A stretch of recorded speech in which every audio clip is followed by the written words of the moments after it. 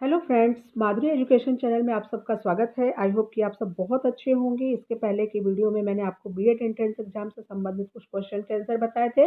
वो वीडियो आपको कैसी लगी मुझे कमेंट में ज़रूर बताइए। और आज की वीडियो में भी कुछ कॉम्पिटेटिव एग्जाम से संबंधित कुछ क्वेश्चन लेकर के आई हूँ जो बहुत ही इंपॉर्टेंट होने वाले हैं। ये क्वेश्चन आपके एग्जाम में अक्सर पूछे जाते हैं। तो वीडियो को स्टार्ट करते हैं।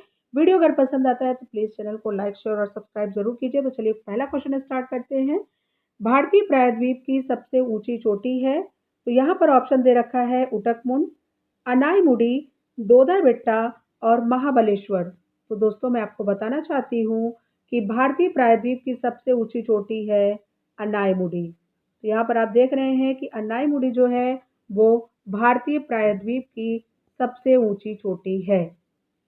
तो हमारा ऑप्शन नंबर 2 भारतीय प्रायद्वीप की सबसे ऊंची चोटी है अनाईमुडी। अब आइए अनाईमुडी के बारे में कुछ डिटेल्स जानते हैं। अनाईमुडी पश्चिमी घाट दक्षिण भारत में सबसे ऊंची चोटी है। प्रायद्वीपीय भारत की सबसे ऊंची चोटी है जो 2695 मीटर अन्नामलाई की पहाड़ियों में स्थित है। अनाईमुडी भारत के केरल राज्य में स्थित एक पर्वत है। तो दोस्तों आपको इसके बारे में पता चल ही गया होगा कि भारतीय प्रायद्वीप की सबसे ऊंची चोटी है अनाईमुडी। चलिए नेक्स्ट क्वेश्चन की ओर बढ़ते हैं। दूसरा क्वेश्चन है, भारत की प्रथम महिला एवरेस्ट पर्वत विजेता का नाम क्या है? तो मैं आपको बताना चाहती हूँ। इसमें ऑप्शन दे रखा है डॉक्टर हर्षवंती बिष्ट, सविता मंतोलिया, बछेंद्री पाल और सुमन कुटियाल। तो दोस्तों आपको बताना चाहती हूँ कि भारत की प्रथम महिला एवरेस्ट पर्वत विजेता जो थी वो है बछेंद्री पाल। अब इनके बारे में थोड़ी सी डिटेल जान लेते हैं। बछेंद्री पाल का जन्म नकुरी उत्तरकाशी उत्तराखंड में सन 1954 में हुआ था। बछेंद्री पाल भारत की पहली महिला है जिन्होंने वर्ष 1984 में माउंट एवरेस्ट शिखर पर चढ़ने में सफलता प्राप्त की थी। माउंट एवरेस्ट विश्व की सर्वोच्च चोटी है जिसकी ऊंचाई 8,848.86 मीटर है। तो दोस्तों आपको पता चल ही गया होगा कि भारत की प्रथम महिला एवरेस्ट पर्वत विजेता का नाम बछेंद्री पाल है। नेक्स्ट क्वेश्चन की ओर बढ़ते हैं। व्हाइट लेग हॉर्न एक किस्म है तोतों की, मोरों की, कुक्कुट की या उल्कों की। तो दोस्तों व्हाइट लेग हॉर्न एक किस्म है। आपको बताना चाहती हूँ कि यह जो किस्म है वह है कुक्कुट की। व्हाइट लेग हॉर्न कुक्कुट यानी कि मुर्गियों पालन के लिए सबसे लोकप्रिय नस्ल है। यह अधिक अंडा उत्पादन के लिए सबसे अच्छी नस्ल है। मांस उत्पादन के लिए कोर्निश, असील, चटगांव आदि नस्लें हैं। तो दोस्तों आपको पता चल ही गया होगा कि व्हाइट लेग हॉर्न एक किस्म है कुक्कुट की। नेक्स्ट क्वेश्चन की ओर बढ़ते हैं। भारतेंदु हरिश्चंद्र की प्रसिद्ध कृति है मयंक मंजरी, भारत दुर्दशा, नूतन ब्रह्मचारी और चंद्रकांता संतति। तो दोस्तों आपको बताना चाहती हूँ कि भारतेंदु हरिश्चंद्र की प्रसिद्ध कृति है भारत दुर्दशा। भारत दुर्दशा भारतेंदु हरिश्चंद्र द्वारा 1880 ईस्वी में रचित एक हिंदी नाटक है। इसमें भारतेंदु ने प्रतीकों के माध्यम से भारत की तत्कालीन स्थिति का चित्रण किया है। इनके अन्य नाटक हैं सत्य हरिश्चंद्र, अंधेर नगरी, नील देवी आदि। तो दोस्तों आपको पता चल ही गया होगा कि भारतेंदु हरिश्चंद्र की प्रसिद्ध कृति है वो है भारत दुर्दशा। नेक्स्ट क्वेश्चन की ओर बढ़ते हैं। प्रश्न 5, हड़प्पा में मिट्टी के बर्तनों पर सामान्यतः किस रंग का उपयोग हुआ था? तो आपको बताना चाहती हूँ। यहाँ पर ऑप्शन दे रखा है लाल, नीला, हरा पांडु या फिर नीला। तो आपको बताना चाहती हूँ कि हड़प्पा में मिट्टी के बर्तनों पर सामान्यतः लाल रंग का प्रयोग हुआ था। हड़प्पा में मिट्टी के बर्तनों पर सामान्यतः लाल रंग का उपयोग हुआ था। हड़प्पा का पूरा स्थल पाकिस्तान के शाहीवाल जिले में रावी नदी के बाएं तट पर नदी से लगभग 3.60 किलोमीटर हटकर स्थित है। दोस्तों आपको पता चल ही गया होगा कि हड़प्पा में मिट्टी के बर्तनों पर सामान्यतः लाल रंग का उपयोग हुआ था। बढ़ते हैं नेक्स्ट क्वेश्चन की ओर। वैदिक काल में निष्क शब्द का प्रयोग एक आभूषण के लिए होता था, किंतु परवर्ती काल में उसका प्रयोग इस अर्थ में हुआ। ऑप्शन दे रखा है शस्त्र, कृषि औजार, लिपि या फिर सिक्का। तो दोस्तों, वैदिक काल में निष्क शब्द का प्रयोग आभूषण के लिए होता था, किंतु परवर्ती काल में उसका प्रयोग सिक्के के लिए हो रहा है। तो यहाँ पर हमारा चौथा ऑप्शन है सिक्का। वैदिक युग में सोने के आभूषणों में निष्क मुख्य था। यह सोने का होता था और गले में पहना जाता था। इसे पहनने वाले को निष्ग्रीव कहा जाता था। परंतु परवर्ती काल में निष्क का प्रयोग सिक्के के लिए किया जाने लगा है। तो दोस्तों, आपको पता चल ही गया होगा कि परवर्ती काल में उसका प्रयोग किस अर्थ में हुआ, तो सिक्के के रूप में हुआ। बढ़ते हैं नेक्स्ट क्वेश्चन की ओर। बौद्ध धर्म की महायान शाखा औपचारिक रूप से किसके शासनकाल में प्रकट हुई? तो आपको बताना चाहती हूँ, यहाँ चार ऑप्शन दे रखे हैं, अजातशत्रु, अशोक, धर्मपाल और कनिष्क। तो यहाँ पर होगा कनिष्क। ऑप्शन 4, बौद्ध धर्म की महायान शाखा औपचारिक रूप से कनिष्क के शासनकाल में प्रकट हुई। थोड़ी सी इसके बारे में भी जानकारी ले लेते हैं। महायान संप्रदाय का उदय आंध्र प्रदेश में माना जाता है। महायान की स्थापना नागार्जुन ने की थी। नागार्जुन भारत के आइंस्टीन के रूप में प्रसिद्ध हैं। महायान का आदर्श बोधिसत्व है। कनिष्क के समय चतुर्थ बौद्ध संगीति का आयोजन कुंडलवन यानी कश्मीर में वसुमित्र की अध्यक्षता में हुई। वह इस संगीति के उपाध्यक्ष अश्वघोष थे।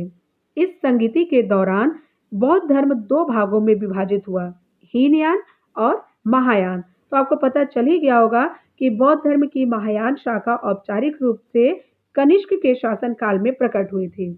बढ़ते हैं नेक्स्ट क्वेश्चन की ओर। जैन धर्म में पूर्ण ज्ञान के लिए क्या शब्द है?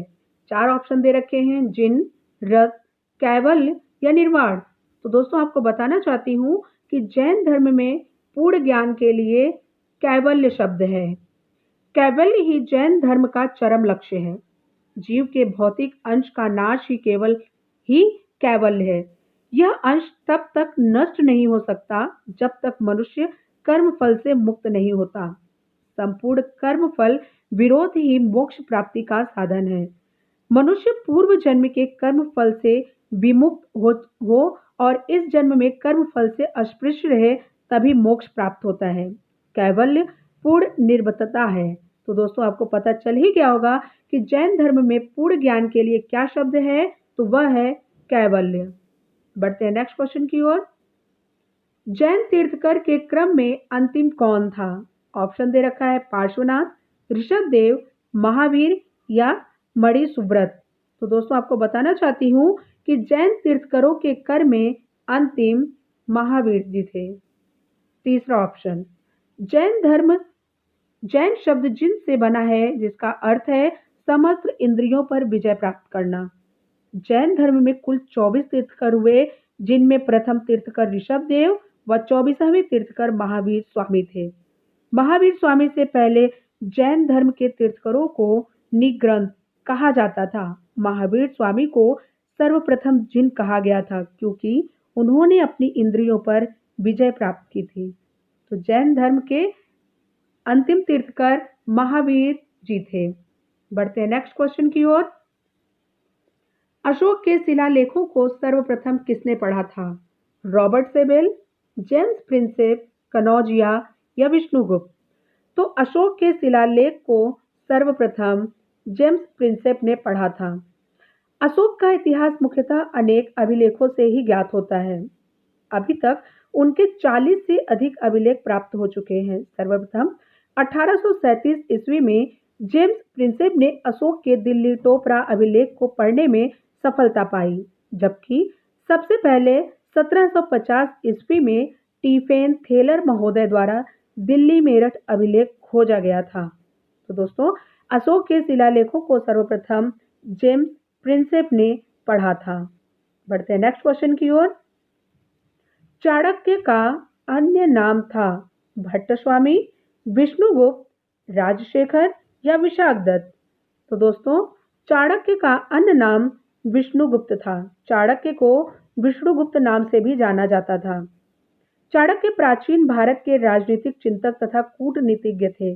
चाणक्य को विष्णुगुप्त और कौटिल्य आदि नामों से जाना जाता है। ज्ञातव्य है कि चंद्रगुप्त ने 322 ईस्वी पूर्व में कश्मीर के शासक की सहायता से घनानंद को पराजित करके मौर्य वंश की नींव रखी। चंद्रगुप्त ने चाणक्य को अपना प्रधानमंत्री नियुक्त किया। तो चाणक्य का अन्य नाम विष्णुगुप्त भी था। बढ़ते हैं नेक्स्ट क्वेश्चन की ओर। 4 ग्रंथों में से कौन सा विश्वकोशीय ग्रंथ है? तो यहाँ पर ऑप्शन दे रखा है अमरकोश, सिद्धांत शिरोमणि, बृहद संहिता या अष्टांग हृदय। तो यहाँ पर होगा 4 ग्रंथों में से अमरकोश कोशीय ग्रंथ है। अमरकोश संस्कृत के कोशों में अति लोकप्रिय और प्रसिद्ध है। इसे विश्व का पहला समानांतर कोश कहा जाता है। इसके रचनाकार अमर सिंह जी द्वारा बताया गया है कि जो चंद्रगुप्त द्वितीय के नवरत्नों में से एक थे। कुछ लोग अमर सिंह को विक्रमादित्य का समकालीन भी बताते हैं। तो 4 ग्रंथों में से अमरकोश कोशीय ग्रंथ है जो कि विश्व में प्रसिद्ध है। बढ़ते हैं नेक्स्ट क्वेश्चन की ओर। किसने भारत में प्रसिद्ध फारसी त्योहार नौरोज को आरंभ करवाया? ऑप्शन है बलबन, इल्तुतमिश, फिरोज तुगलक, अलाउद्दीन खिलजी। तो यहाँ पर हमारा आंसर होगा बलबन। भारत में प्रसिद्ध फारसी त्योहार नौरोज को बलबन ने आरंभ करवाया था।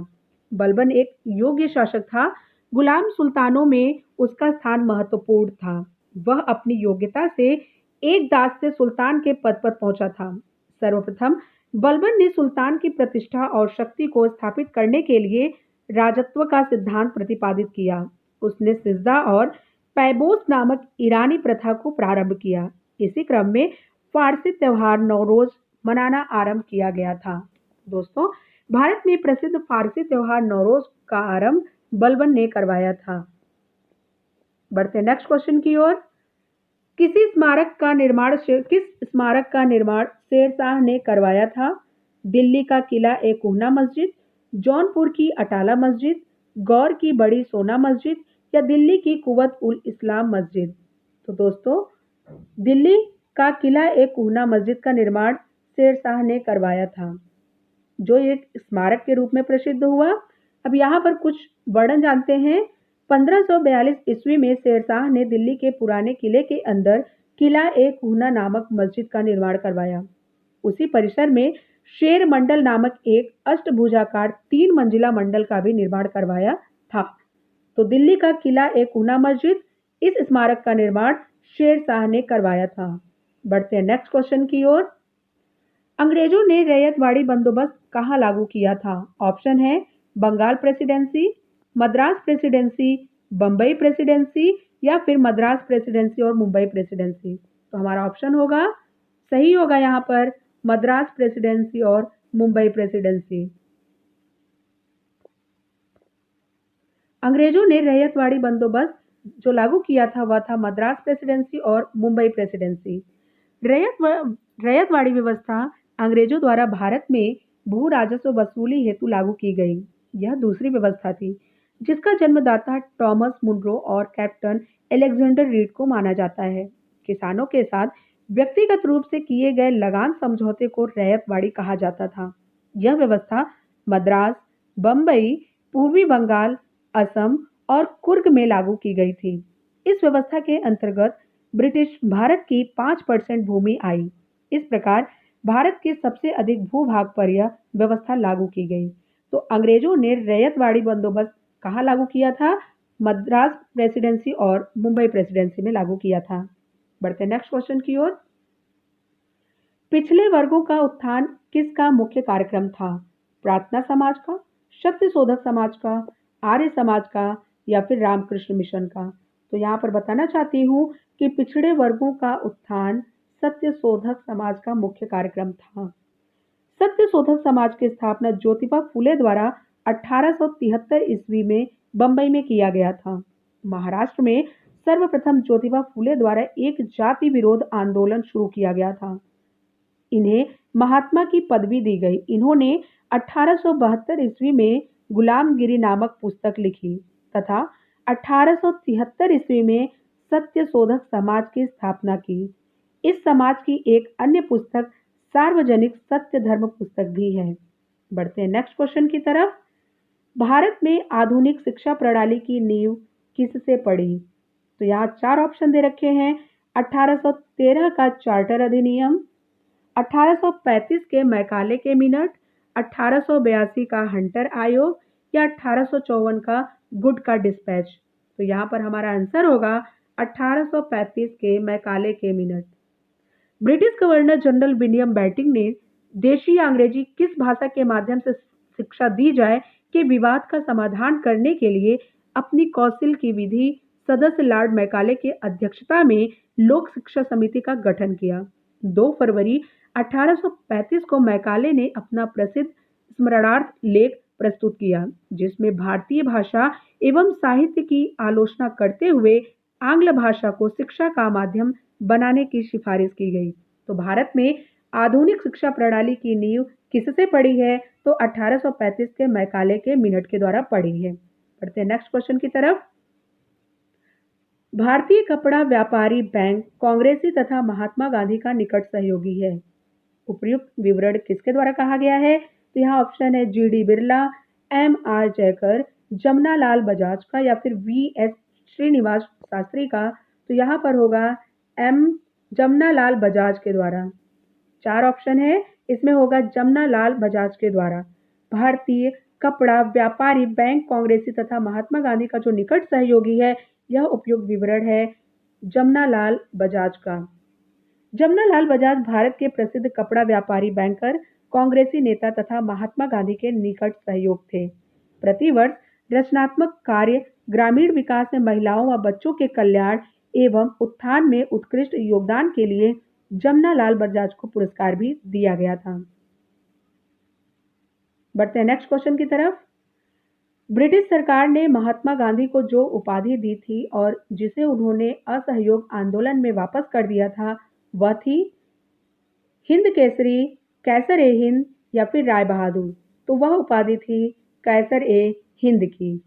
ब्रिटिश सरकार ने महात्मा गांधी को जो उपाधि दी थी, जिसे उन्होंने असहयोग आंदोलन में वापस कर दिया था, वह कैसर ए हिंद की थी। असहयोग आंदोलन प्रारंभ करने से पहले गांधी जी ने ब्रिटिश सरकार द्वारा प्रथम विश्व युद्ध में सहयोग के बदले में अंग्रेजों द्वारा दी गई कैसर ए हिंद की उपाधि वापस कर दी। बहुत से लोगों ने गांधी जी का अनुकरण करते हुए पदवियों एवं उपाधियों को त्याग दिया। जमनालाल बजाज ने अपनी राय बहादुर की उपाधि वापस कर दी। तो यहाँ पर दोस्तों, ब्रिटिश सरकार ने महात्मा गांधी को जो उपाधि दी थी, जिसे उन्होंने असहयोग आंदोलन में वापस कर दिया था, वह उपाधि थी कैसर ए हिंद की। बढ़ते हैं नेक्स्ट क्वेश्चन की तरफ।